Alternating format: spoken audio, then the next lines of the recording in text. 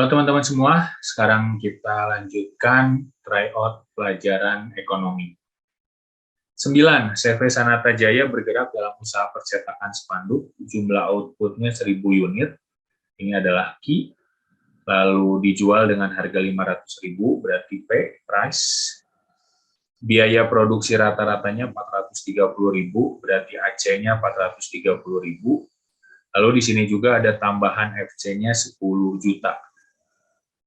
Nah, rumusnya laba rugi itu adalah TR dikurangi TC. TR itu adalah P kali Q, berarti 500.000 kali 1000, jawabannya 500 juta.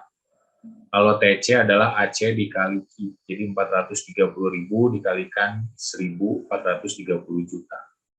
Ini kalau kita kurangkan, jawabannya 70 juta. Lalu ada di sini bayar sewa, jadi ada fixed cost tambahan, jadi 70 juta kita kurangkan lagi dengan fixed cost tambahannya 10 juta, jawabannya adalah D, 60 juta.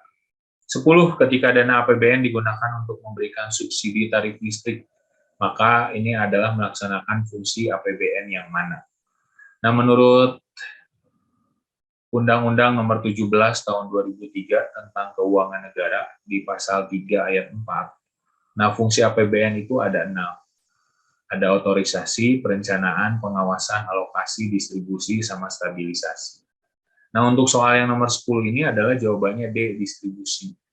Jadi kebijakan anggaran negara harus memperhatikan rasa keadilan dan kepatutan. Nah, tarif listrik ini disebutkan di sini kan untuk masyarakat kurang mampu. Jadi ini mencerminkan keadilan sesuai dengan fungsi distribusi. 11. Kondisi yang mencerminkan keseimbangan perusahaan jangka panjang pada pasar persaingan monopolistik. Ini jawabannya 1 dan 3, bebek. Jadi kalau keseimbangan jangka panjang pasar monopolistik itu P-nya lebih besar daripada MC. MC itu marginal cost, biaya marginal. Lalu dalam jangka panjang dia hanya akan dapat memperoleh laba normal. Kalau untuk jangka pendeknya dia akan memperoleh laba supernormal. 12. Ketika produk domestik bruto suatu negara meningkat, di negara tersebut sedang terjadi. Nah, cara menghitung PDB ini bisa ada 3.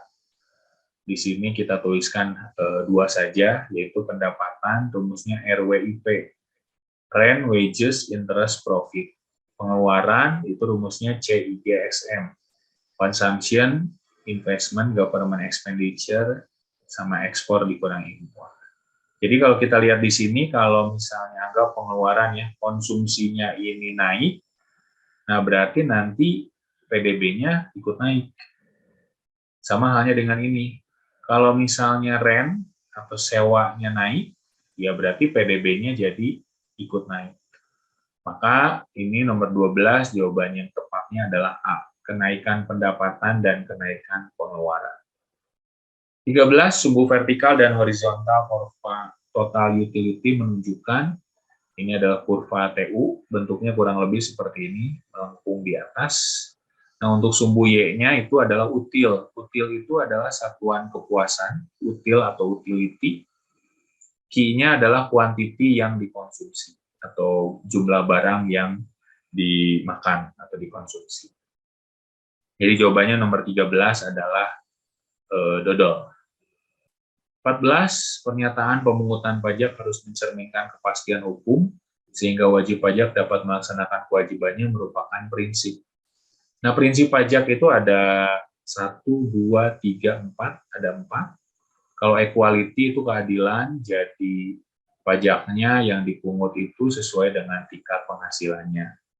Lalu kepastian itu berarti pemungutan pajaknya harus jelas, lalu ada jaminan hukumnya juga. Convenience itu kelayakan, berarti pajak yang dipungutnya tidak memberatkan wajib pajak atau masyarakat. Lalu yang terakhir adalah ekonomi, pada saat menetapkan dan memungut pajak harus mempertimbangkan biayanya. Itu tidak boleh lebih tinggi daripada pajak yang dipungut. Jadi ini mana yang paling tepat? Yang paling tepat adalah certainty, ya, kepastian. Oke, yang terakhir, kebijakan moneter yang tepat untuk mengatasi kondisi ekonomi yang lesu. Nah, kebijakan moneter itu ada 2, ekspansif dan kontraktif. Kalau ekspansif itu nambah jumlah uang beredar, kalau kontraktif itu mengurangi jumlah uang beredar. Nah, ini kan ekonominya lagi lesu nih, berarti jumlah uang yang beredar di masyarakatnya harus kita tambahin. Berarti kita harus pilih yang ekspansif. Nah, yang ekspansi itu apa aja? Ada 4, membeli surat berharga pemerintah, lalu menurunkan suku bunga diskonto, menurunkan cadangan kas minimum, sama melonggarkan syarat kredit. Jadi nomor 15, jawabannya adalah C, kebijakan moneter ekspansif dengan menurunkan suku bunga diskonto. Oke, itu ya teman-teman, pembahasan untuk pelajaran ekonomi kali ini. Semoga bermanfaat. Terima kasih.